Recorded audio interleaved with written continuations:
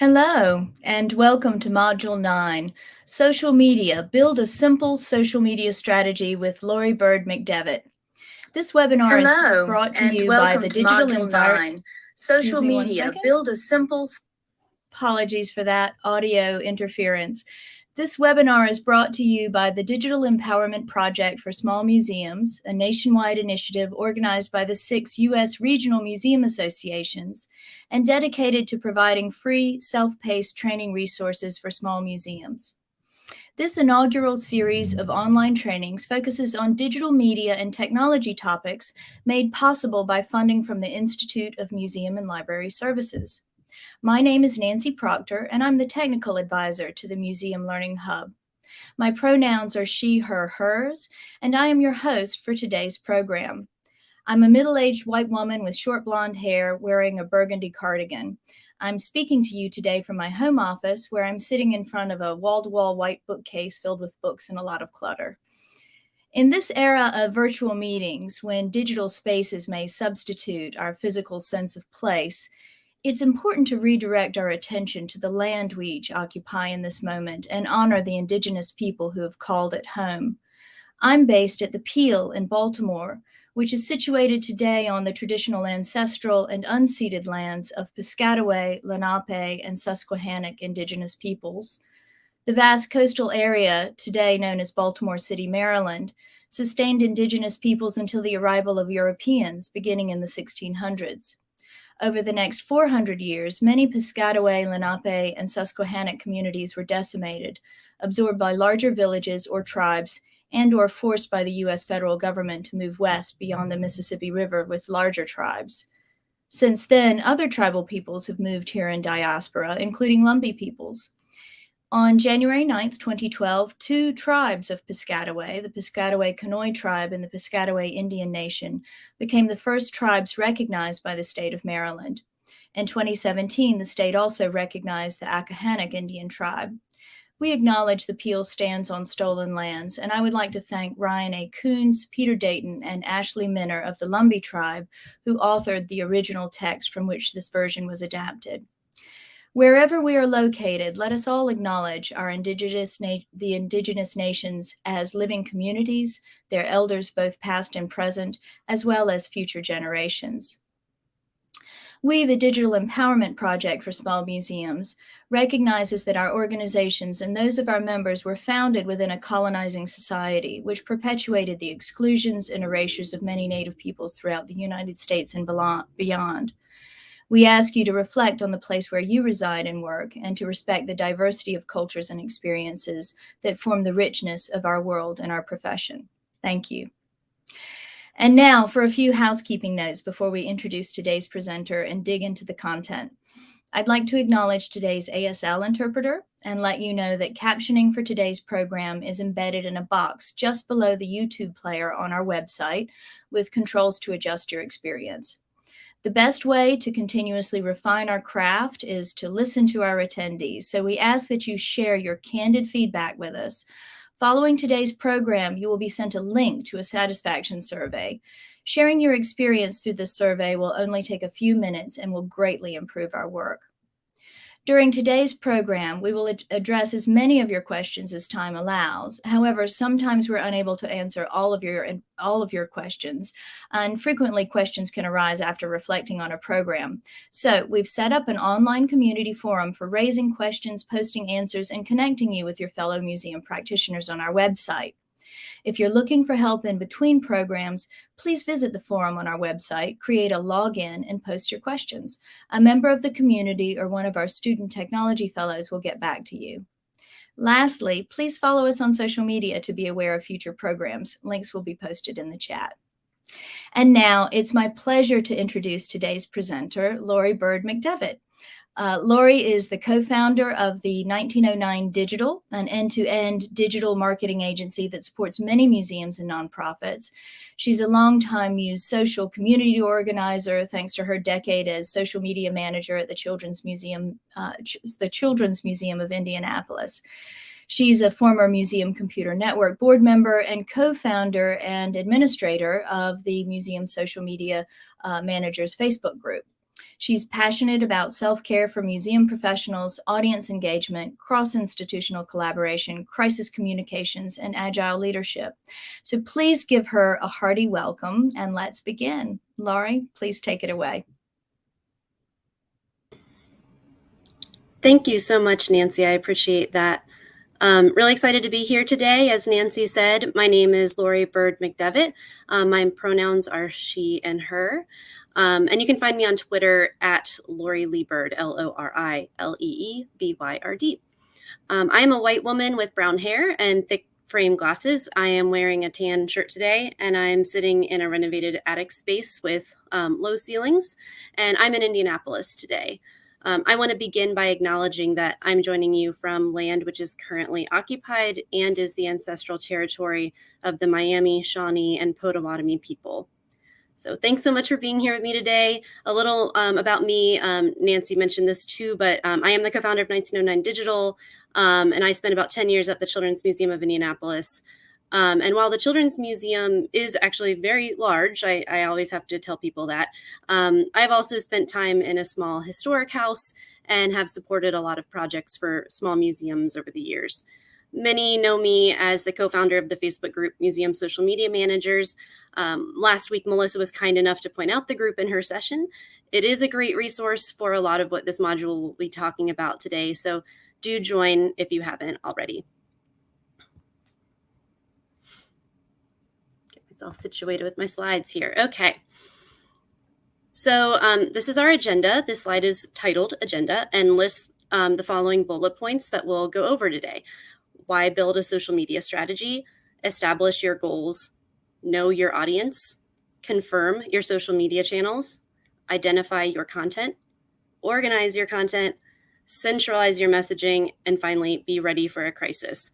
So essentially today, I'll help you create a simple social media strategy as a way to build on the case studies you heard last week from Melissa and Emily. And this will also serve as a foundation for the tactics and tools and campaign ideas that you'll learn next week when this module continues. I'm going to walk through an actual strategy template with you today that you can use immediately. And together we'll discuss how to fill out each of the sections. We'll wrap up our time with some important points around crisis communications. It's a thing that I'm pretty passionate about. And you know, it's unavoidable for even small museums, unfortunately. So we'll dig into that a little bit as well. So our next slide is titled, Set Yourself Up for Success.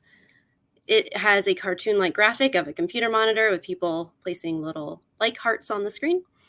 We'll talk about the bullet points on this slide, which are be authentic and transparent, be relevant, be consistent, and be gracious and giving. And I consider these 4 things to be the most important in museum social media. When it comes to being authentic and transparent, you may have heard the term radical transparency, which this is when leadership is honest and open, right? It's a best practice. Audiences appreciate an organization that's human and owns their successes, but also their challenges. And so authenticity goes a long way in all that you do online. The next is be relevant. We all know that relevance is a key issue for museums as a sector, especially right now. It's true that social media is an important way to make museums more accessible and more relevant by being where our audiences are. You often hear that. But it's also important to connect your content to things that matter to your online community to make it relevant. So we'll talk about that today. Also, be consistent. I'm going to say consistency a lot today. It's absolutely key to success. It will not only help your stress level to have consistent pre-planned content from week to week in your busy schedules, it will also set expectations and build anticipation for your audiences.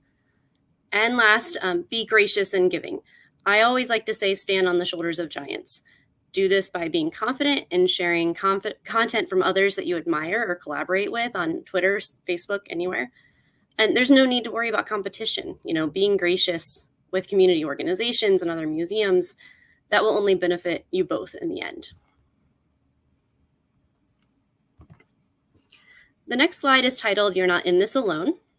It has 3 yellow icons with phrases over them that include mass institutional collaboration, staff expertise, and community contributions. So visitors have high expectations of social media, even for small museums, but that doesn't mean that you need to be overwhelmed by it. Just remember throughout all of this that you do have support. To do social media well in a small organization, all you really have to do is leverage your existing resources. Both Melissa and Emily talked about this a lot in their examples last week. And that's also what we'll talk about a lot today. And often that means collaborating with other museums. You can find a lot of things to do in the Museum Social Media Managers Facebook group, and for one example. Also, we'll talk today about repurposing staff expertise and also being smart about not only user-generated content or your visitors' content, but also just other content from your local community.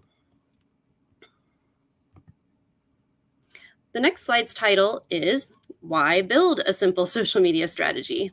Why talk about this today? You have a lot to do, so suggesting that you create another document seems a little crazy. I know. This one matters, though. By putting a bit of time in up front, you can keep yourself, your staff, any team, any volunteers around you on track long term. So the bullet points on this slide read, why build a social media strategy? It communicates an established plan. It reinforces goals. It centralizes best practices. And it provides a reference point for decision making, which is really important.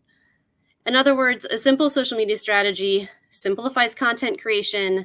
It can prevent inefficient miscommunications, which we all know happens, and it can keep your schedule running smoothly.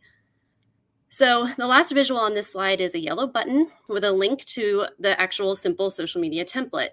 The link for this is bit.ly/simplemusesocial or bit.ly/simplemusesocial. This also, you can type this URL into your browser directly. Look out for it in the chat if you're watching live today. It also should be available in the description of this session after it's posted. So you can get it one way or another. Reach out to me on Twitter if you didn't. The link will automatically create a copy of the template for you that you can immediately start typing in directly yourself. If you'd like to go over it actually today as we're talking, that's great. If you want to just sit back and listen today and get started at another time, that's fine too. So let's go ahead and get started. Just so you know too, the URL will be on every slide going forward, so don't stress about jotting that down quickly. And while you're getting organized, if you'd like to open that document, I'm going to share really quickly the sections of the simple social media strategy so you know what's coming up. So the title of this slide is Anatomy of a Simple Social Strategy. It has an overhead view of a cartoon-like graphic of someone's hands holding a cell phone with 8 arrows radiating out, pointing to various colored icons that represent the sections I'm about to describe. So the icons represent goals and objectives, audience, channels, engagement goals by channel, followed on the right side by content plan, annual campaign calendar, schedule, and core messaging. Don't let all of these components worry you as we go through. If there are sections that you think simply aren't relevant for your museum, skip it. It's most important that anything that's in your head is just down on paper, whatever that is. So this is just a model for that. It's not as important that you complete it. So also, the majority of the information in this strategy is really going to be pulled from other places and built upon. You're not starting from scratch here. It's just about combining a lot of the disparate parts that you have and adding context that's relevant for social media.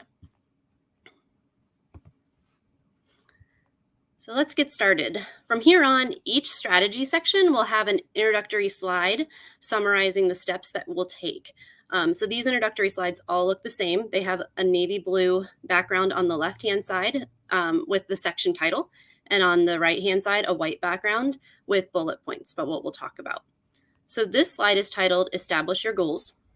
And trust me, the goals and objectives will honestly be the toughest part of the strategy. It's all downhill from here. The bullet points read, pull from museum strategic plan and update to be relevant for social media. Decide social media specific goals and confirm these with the board and CEO.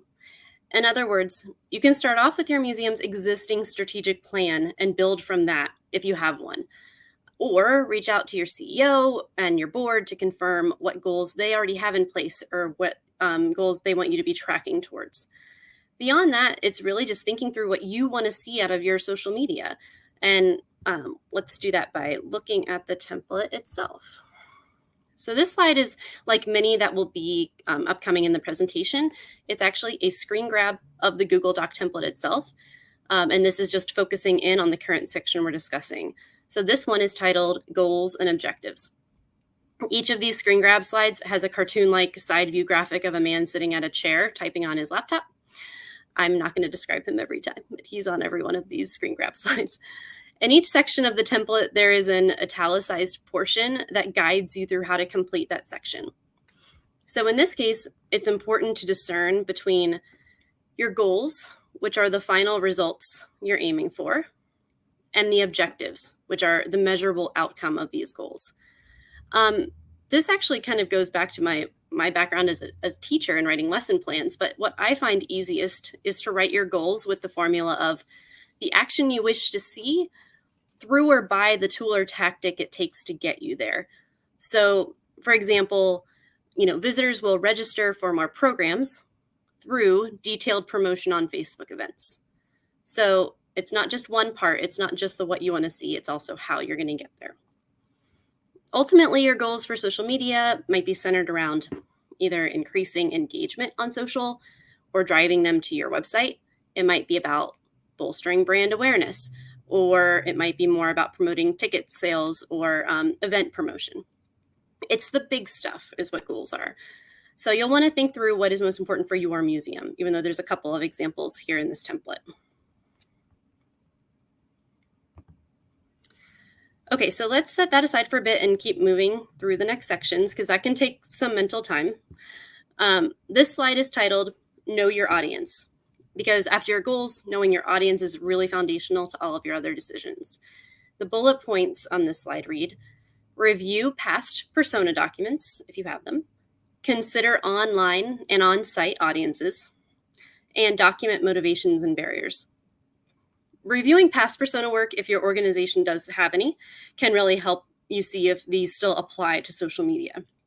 If not, if you don't have any persona work having done in the past, then simply think through who you feel are your top 3 audiences.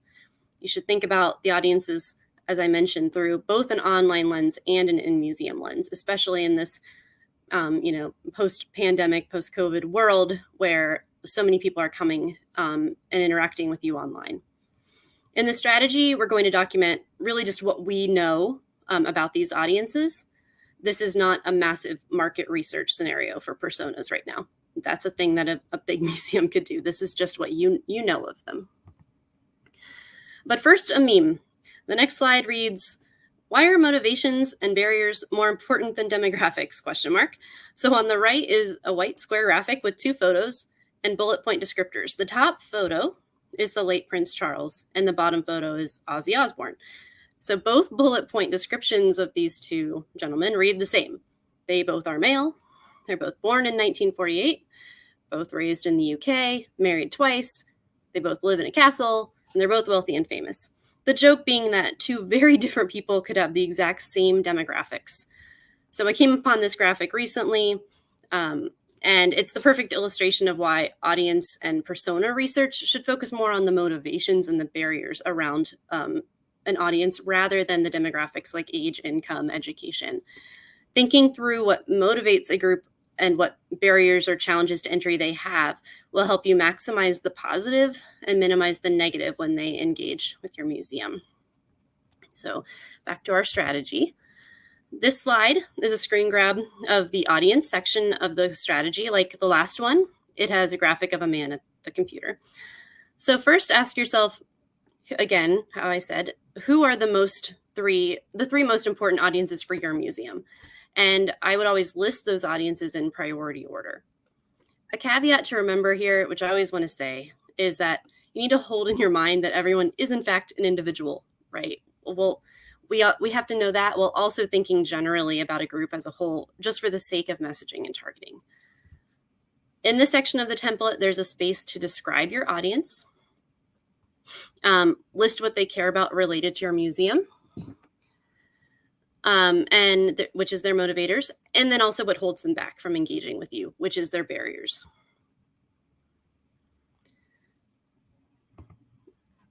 The next slide, it will all relate to what is titled here, which is confirm your social channels. That's what we're going to be talking about for the next few slides. The bullet points list the main questions that we'll address. So where does each audience engage? What social channels do they engage in? What are the top priority channels? And then what action should they take on each channel? The name of the game for you, especially you guys, is, and your limited time, is to minimize the social platforms you'll be using. One could be plenty, and I'm going to keep repeating that. You guys, this being for small museums, you wear a billion hats, and there's no reason why you need to be on every single social channel. So this is going to have some strategies for helping minimize that for yourself, but also defend against those who might be pushing for you to have social channels more and more. So this next slide is a screen grab of the section of the template titled Engagement Goals by Channel.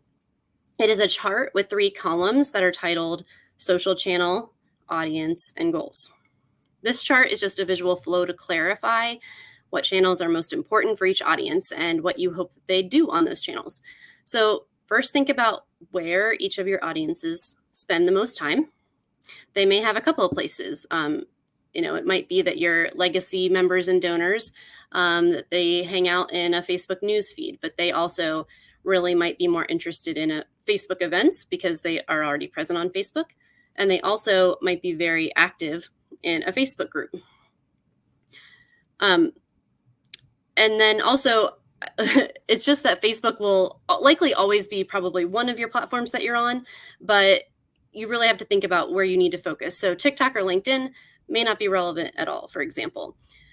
You want to also think through what action or engagement you're hoping to achieve with that audience on that platform. This will help determine what your content is, which is really important. And I want to note that multiple audiences may exist on each channel, as you can see listed here.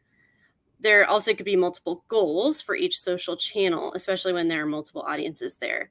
Listed here are examples. There are multiple goals under the Facebook newsfeed row, which shows that local history enthusiasts and local legacy members and donors, which are my example audiences, that they both care about being in the Facebook newsfeed.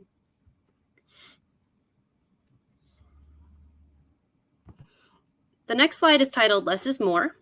It has a text-based graphic that reads, don't try to be on every social channel, choose one and find your community. With social media channels, less is truly more. And so I just wanted to further encourage this point. This is a recommendation that comes from a lot of different places, even outside of the museum field.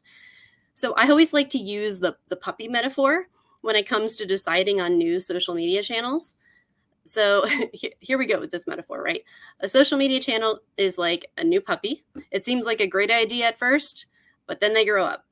You still have to feed them, give them content every day.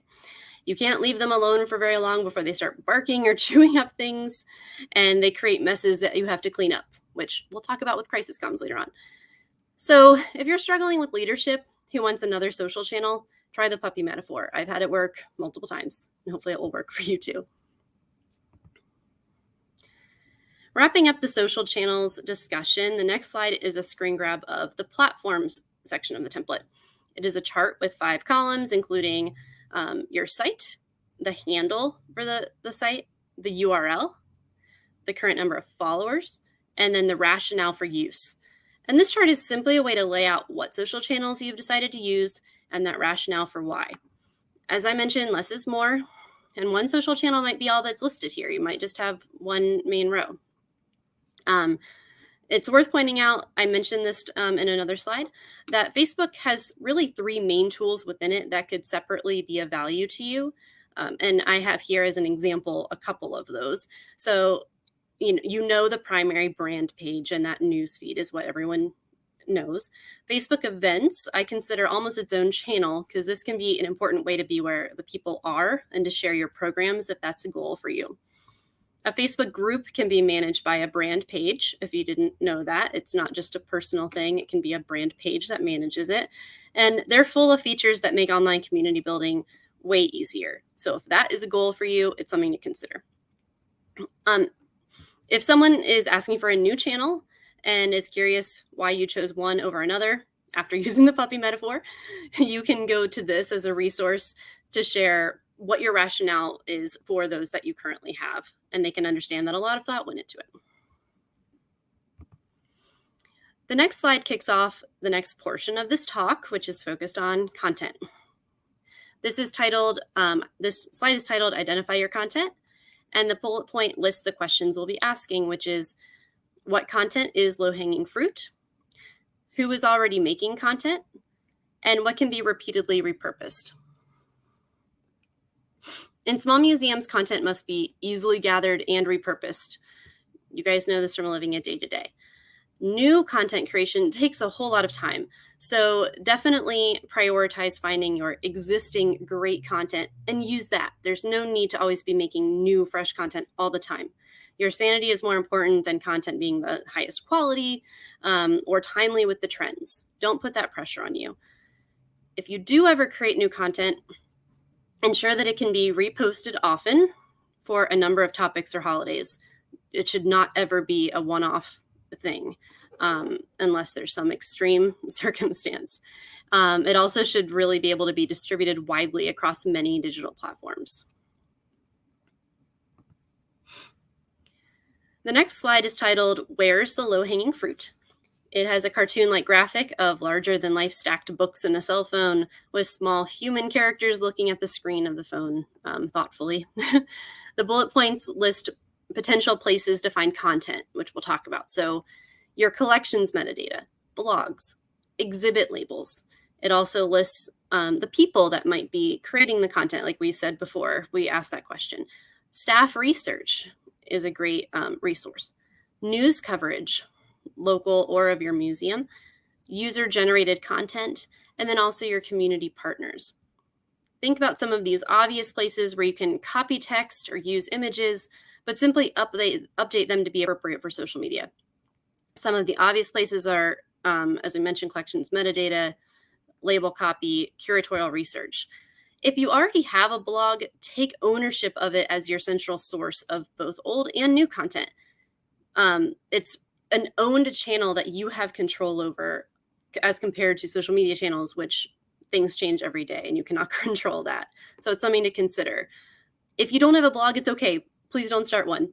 That's another thing I don't want you to add to your plate. This slide also starts to answer the question of who is already making the content. And so besides your museum staff, you can also seek out content from your local news sources that relate to your museum. And you can also repurpose user-generated content or digital posts from your visitors.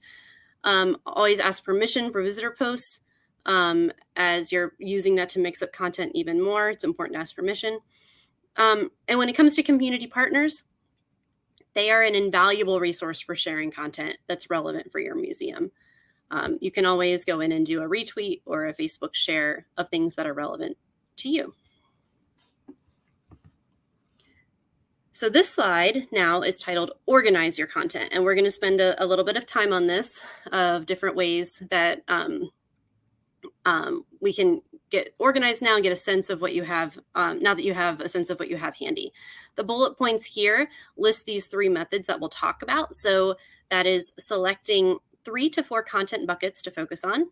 I'll describe what a content bucket is in a second.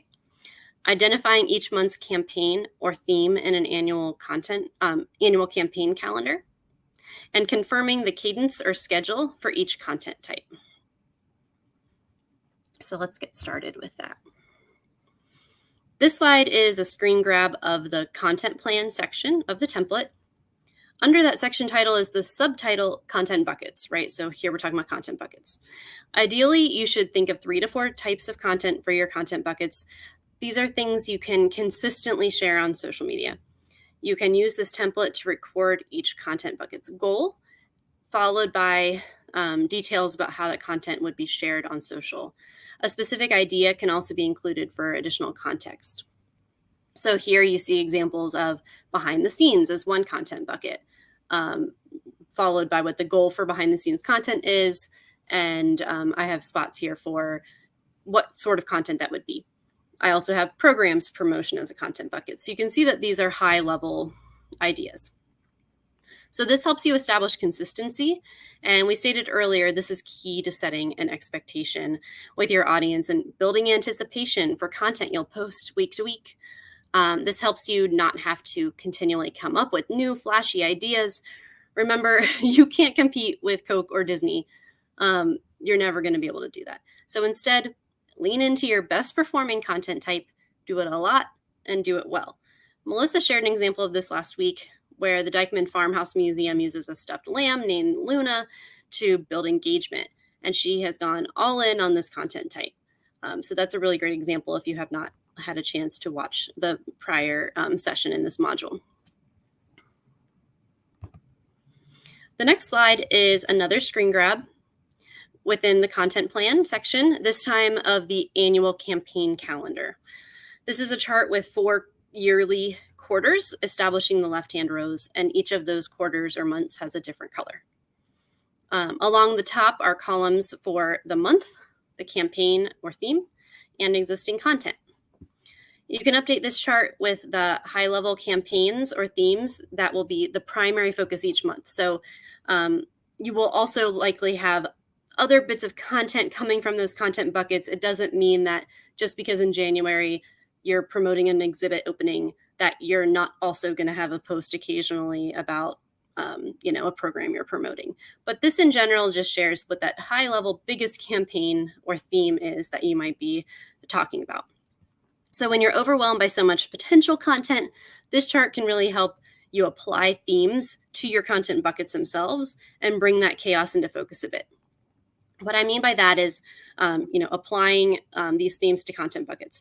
For instance, in March, the collections feature, if that's one of your content buckets, your trending topics posts, which could be another content bucket, and your program's promotion, these can all be tied to women's history content in March per se. So that's how these two things are overlapping here to kind of bring focus to all that crazy content.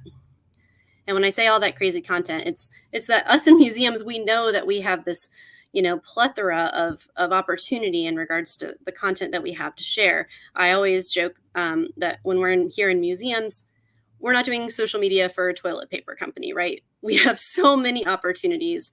They're endless, which seems great and fun, but it also can be really overwhelming. Hang on. So the last way to get yourself organized is with a high-level schedule or cadence. You'll hear the term cadence sometimes for your content. And this slide is a screen grab of the template that simply reads schedule. It includes a chart with 3 columns that includes your content bucket, which we've talked about, the frequency and day, and then the platforms that content bucket will be on. If you do have multiple channels you're posting to, this table can really help you make a plan for dispersing that content in a way that's balanced and less overwhelming for you. It also will help you stay consistent with your content types. So you don't, if you do have a few that are that you're trying to balance out, you're not going all in just on one content type. It gets you motivated to keep the content rolling. For example, if Friday is Fossil Friday, you've just made that a thing. It's suddenly Fossil Friday now. And staff will help you get that bit of content pulled together for this week's Fossil Friday. It's just, if it's just any other post and just another fossil post on another day, it's easy to let things slip by and eventually fall off completely when you have so many other things to do. And so beyond motivating you, it also motivates your audience. I've said this before, I'll say it again. They will start to look forward to this recurring content. And, this is what establishes consistency and that anticipation from week to week. Now we're on to the last piece of the social strategy puzzle. This slide's title is Centralize Your Messaging. The bullet points read the steps that we're about to take. So these include your existing mission and vision, choose 3 core words that describe the museum and its goals, list 3 differentiators that make it unique, and write short marketing phrases that elaborate on each differentiator. And I'll show you more about all of these in a second. Your core messages really provide a consistent foundation to repeat, some of these phrases while also combining them with the unique specific details for the piece of content you're sharing. So you're starting with your current mission and vision, And you use that to really focus in on 3 core words for your brand. You might already have these, which would be great. If you don't, just think through, what are those 3 main words that you want to get across for your brand day to day. Use this as inspiration to then develop your differentiators, which are literally what makes the museum different or unique in your community or as a museum. So I've moved on to this next slide, which is a screen grab of the core messaging template section. It includes a chart that helps you think through your differentiators, and the columns simply list differentiator 1, differentiator 2, and differentiator 3. So the second row here is where you start high level with the big idea of how your museum is unique. Underneath each one is where you can get into more detail with writing 3 copy and pastable phrases that you can intermix in your content to bring that idea home. So I have an example here. I think it's worthwhile to read. Just pulling it out of thin air. One example being differentiator is an open access archive for our community. So maybe you're an organization that has this open access archive. So that's the differentiator itself. Below that are the 3 examples of phrases you can literally copy and paste and use and sprinkle throughout things that are relevant. So our archive is freely available online and on site. 2, make a trip to the archives a family affair with help from our archivist educators. 3, we proudly release our content through open access licenses.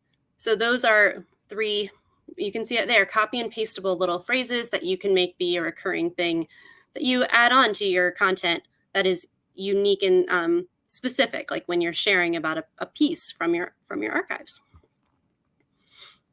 And that's actually the end of the simple social media strategy.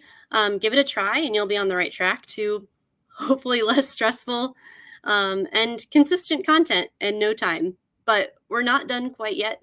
We're going to dig now into being ready for a crisis.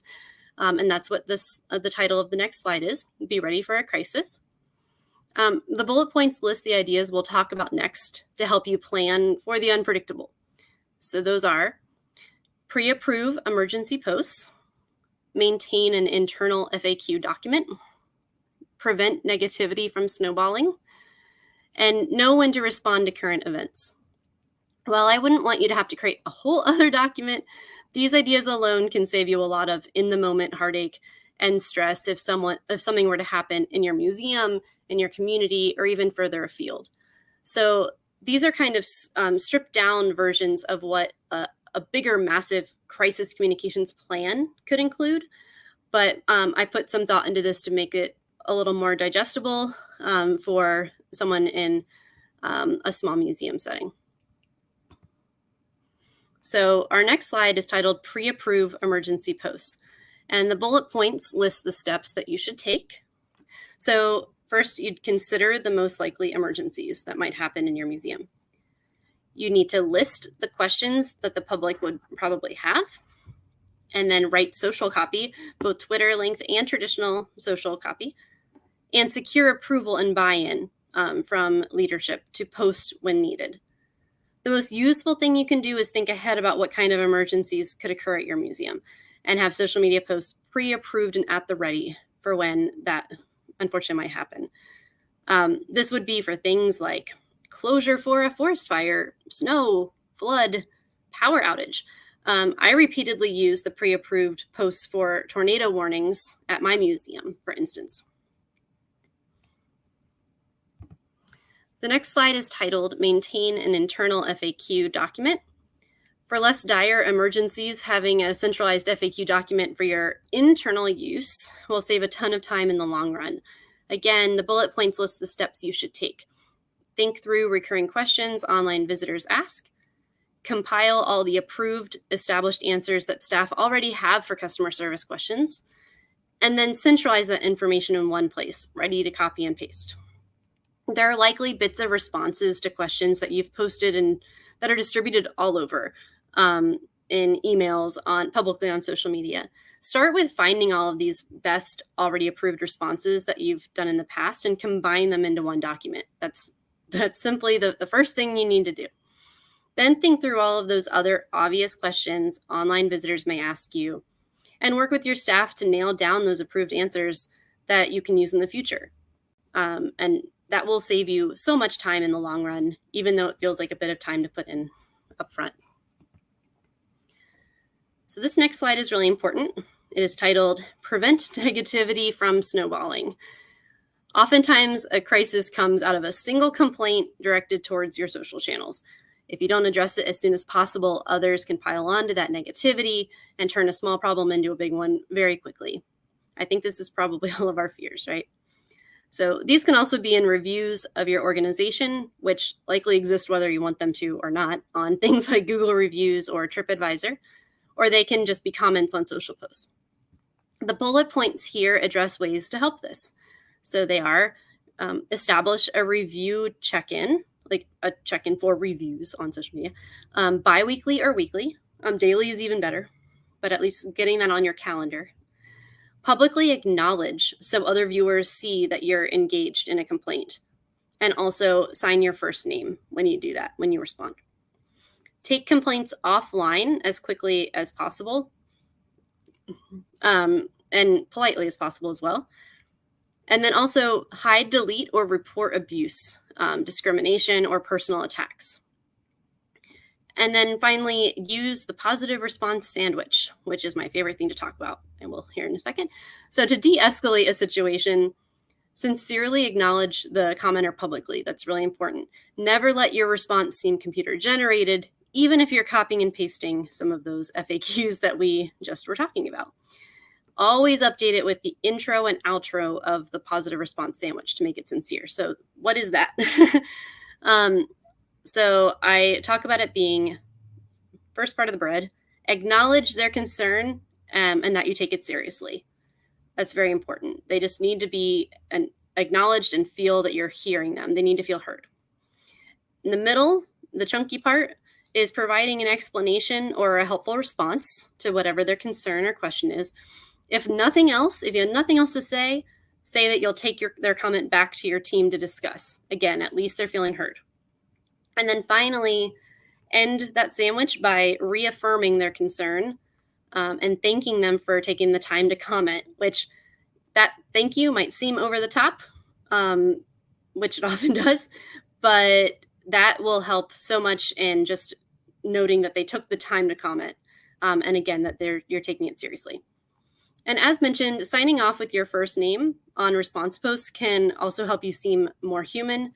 It also helps an angry person calm down often when they remember that they're talking to someone real, not just a computer screen. So our final slide today is titled, Know When to Respond to Current Events. Your response to national or international crises is very important as a community serving organization. It doesn't always have to be something directly affecting your museum. Sometimes a well-intentioned post about a current event can backfire if not done thoughtfully.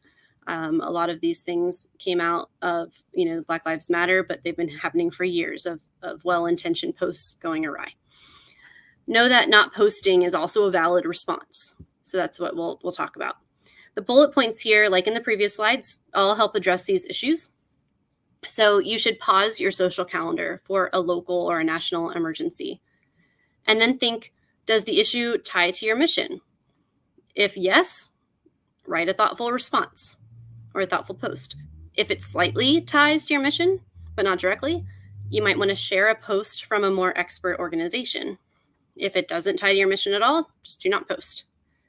If you do a social post, simple is key. There's often not really a reason to do an image. It can just be text. And then you also want to think about having pre-approved responses for the potential comments you'll get on that post. It's not just that you can put it out into the world and expect no one to respond to it. So to elaborate, you really should assess the current event or emergency and consider if a post from your organization would seem out of place in that moment. If so, pause all of your content until it feels right to post again. When considering whether or not you should post, just as I mentioned before, always tie it back to your mission.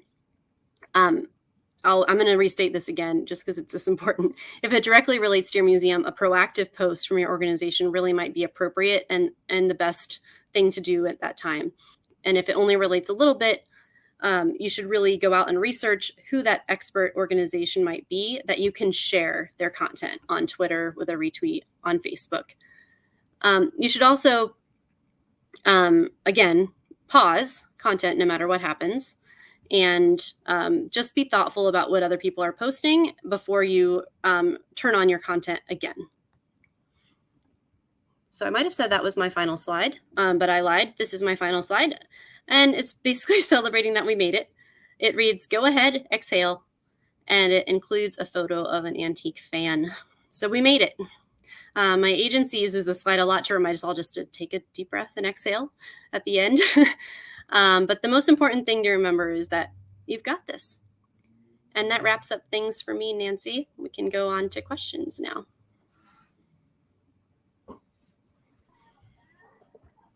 Fantastic. That was wonderful, Lori. Thank you so, so much. Lots of really excited conversation. Thanks to you for this wonderful template that you've provided, and many questions as well. So without further ado, I will dive into those for the next 10 minutes or so. First of all, a question about consistency, and what exactly do you mean when you say be consistent? And this question notes that often when you're in a small museum and you're pulled in so many directions by competing priorities and demands, it can be really hard to be consistent, even if that is your natural predisposition, which I have to confess, it is not mine. Yeah, absolutely. So there's so many different ways to try to be consistent, but it's what works and is realistic for you, which I feel like some of these tools and the strategy can help with when it comes to the cadence, the schedule, and those content buckets. So it might be consistent that every other week you do one post on Facebook that is about a program, and that's your consistency, and that's what you can do. And that's what you look, at your content and your schedule and your overall routine, your resources, your staff resources. And you can only do, a post every other week on one channel. And that's about this one thing. That's consistent. That's fine. That's great. But it's at least not starting a channel and then giving up, and it falls off and it looks, that you've, just gone on and you never look at it again. That's the worst that, the worst case is that a social channel, goes dead. Okay. Thank you. That's really helpful. Another great question. How do you know where the audiences are hanging out? You said, go the people where they are and get to know them, but how do you figure that out to start with? Are you monitoring them in some way? Yeah, I feel like there's a lot of general ideas out there about the premise of, boomers hang out on Facebook, younger moms are on Instagram, and there's just kind of the big general ideas of things like that. The kids are on Instagram now, right? There's obviously those big kind of picture ideas, but then also you just might have a sense of, I actually just know from experience that our local community, that I've heard that they favor this platform. Like I heard that they're on Meetup all the time, but they never use Facebook events. It's about just what you know and what you've heard out in the real world. You can definitely use the tools in social media if you already have it set up. Facebook does allow brand pages to show the different analytics and about your audiences, and you can actually see the makeup and the demographics of who's already there. So that's a good place to start. Instagram does that as well.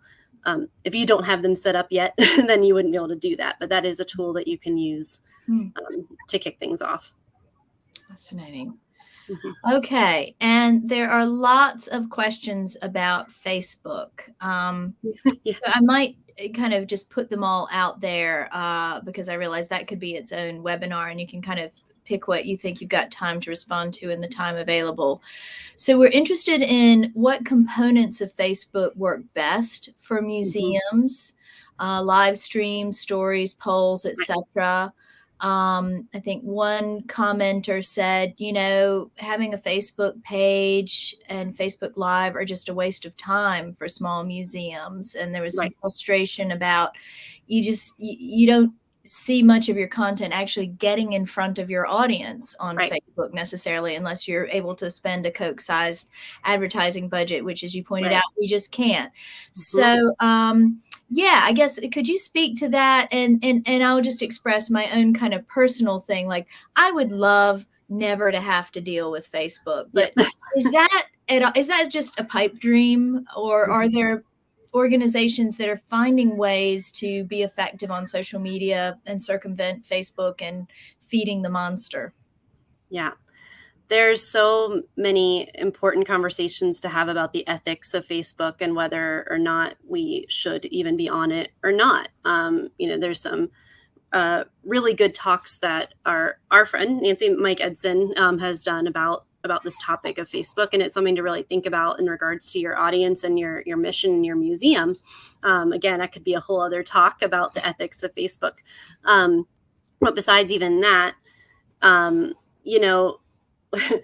it comes to Facebook, it changes every day. It's very frustrating. It's kind of one of as you said, the monster that we have to kind of battle every day.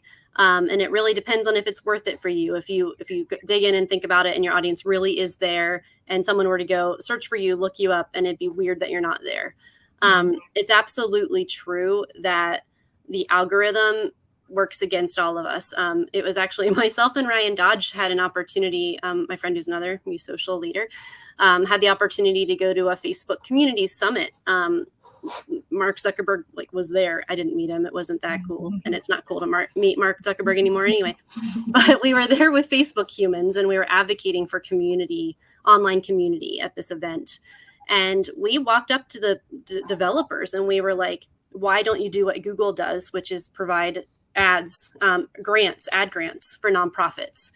This is just what makes sense. You need to help let museums and other nonprofits be level set with the Coca-Colas, right? And they just kind of smiled and nodded and were like, that sounds great. And then, of course, it's been another 5 years and it fell on deaf ears. So it is very true that it is hard to compete. But when it comes to the newsfeed, yes, sometimes that is just more of thinking of your Facebook page as a content repository. You might have photos, or you might have an album, or you might have a video that is there. And you don't assume that a lot of people are going to see it organically in your feed if you don't put money behind it, right? However, there are other tools that are really useful in Facebook, that being Facebook events, Facebook groups, because you can drive people there. And a Facebook event is very interesting because once you get someone to say they're even interested in an event, every notification, every update that you add to that event, they get a push notification, not just like a one embedded within the app, but an actual push notification on their phone is usually the default, unless Facebook changed it yesterday, which might have been. Yeah. So there's other ways to get through to people other than ads, is what I'm saying. Facebook groups are the same way. If you have a community there, they'll be able to see that dialogue better than your normal news feed. So that is why I often say to not give up on Facebook, depending on your personal and organizational ethics around it too. Right. Great. That's really helpful. Thank you. Also, could you expand on your suggestion about hiding or deleting complaints? Yeah. This viewer had only heard this being allowed or suggested when the item in question is a derogatory slur or includes curse words or is simply not a complaint. Yeah, that's great. I'm happy to elaborate on that. First of all, one thing I didn't have a chance to get into is on any of your social channels, anywhere, whether it's a link off or in the description on Facebook, you can have your own mini social policy, right? I'm pretty sure the Smithsonian is really great about this, where it can say, we do not, put up with these sort of, the negativity and discrimination, to really make that even more clear. You have that right to say, we hid this comment because if you look in our description, you've gone against our social policy, our community policy. So that is a really good way to further bolster your confidence in regards to that, I say hiding comments, which is a feature in Facebook, because a weird thing with that is that the person doesn't even know you hit it. The only way so they still think they're out there being a troll and they are none the wiser. The only way that will come back and bite you is if you hide a whole lot of comments and it is obvious on the post. There's 50 comments, but someone can only see 1 or 2. So you only want to do that sparingly. If someone has been just really rude and it's just not worth addressing, but you don't want them to see that you deleted it, that's a good way to do that, is hiding on Facebook. And then the Google review reporting is really useful when it's just very clear that someone was just angry and being out of control. You can report that on Google reviews. And so that's a good tool to do as well. Okay. All right. I'm going to throw out there one more question, although we're getting close. So I'll have to ask you to kind of keep your reply short here, but you can always obviously elaborate further in the forum. So this is a question about bias. And I think it goes back to when you were talking about understanding your audience, personas, that kind of thing. And what can kind of DIY marketeers, like small museum professionals, do to avoid and be more aware of their own bias and data collection, the tools they use, and therefore the understandings and the personas that they produce as a result? Yeah, bias is definitely a huge concern and issue in regards to developing personas, and which is why it's, kind of a double-edged sword, and why I mention, everyone is an individual. Like in John Fox future, world, everything should be personalized, right? But we're just not there yet, especially in small museums. So definitely, I feel like keeping things, that you can see my examples are things like legacy members and donors, like, families, like things like that are kind of, definitely there's potential for bias, but it's not getting so fine tuned that it's not being useful. So there's that. However, ideally, the best way to combat biases is to incorporate your community into the conversation, to bring them in and to make sure they're contributing to what decisions you're making. And you can do that by, even making a little quick Google Form survey, putting that out on social media, even through your email, through your list, different email lists that you might already have. It's not ideal because, again, this isn't a giant marketing agency sort of report that can cost a lot of money. But that would be how I would say to kind of shoestring it, is reach out to those audiences you already have and kind of get further clarity on their interests, on even their demographics, even though we talk about how motivators and barriers are more important. And yeah, asking your community is what's always the most, important thing to do, is to involve them as much as possible. I love that. And I think in our community, the museum community, there are a number of organizations that are offering free or very affordable advice and tools. So maybe we can add some of those links to the forum as well for other folks. Yes. All right, great. Thank you so much, Lori. We're going to have to wrap it up there, but I look forward to continuing the conversation with you in the forum, on social media, and elsewhere. And I also want to thank everybody who has attended the program today. If you enjoyed this webinar, then please do us a favor and share it with your network. We really appreciate participation and hope to see you in the chat for future programs. After each module, all 4 videos in each of these topics that the Museum Learning Hub is presenting will be available on our website, as well as a complete toolkit of resources that are provided by our presenters. So stay tuned to museum-hub.org for more information on upcoming events. And remember to visit the forum on our website to ask questions and share your expertise and your comments, your links that you think we all need to know about. Follow us on social media to stay aware of future programs. The links for that are provided in the chat on this webpage now. And also, please complete the post-event satisfaction survey. Next week, please join us for workshop 2 in this module, which is called Time-Saving Social Media Tools and Cross-Channel Integration. Not going to want to miss that. It's with Siwan Chung Barrera, who is Senior Manager of Digital Marketing and Content Strategy at the Exploratorium in California. That will be on Tuesday, December 14th at 11 a.m. Pacific Time, 2 p.m. Eastern Time. So I hope to see you all there, and thank you again. Have a great rest of the week.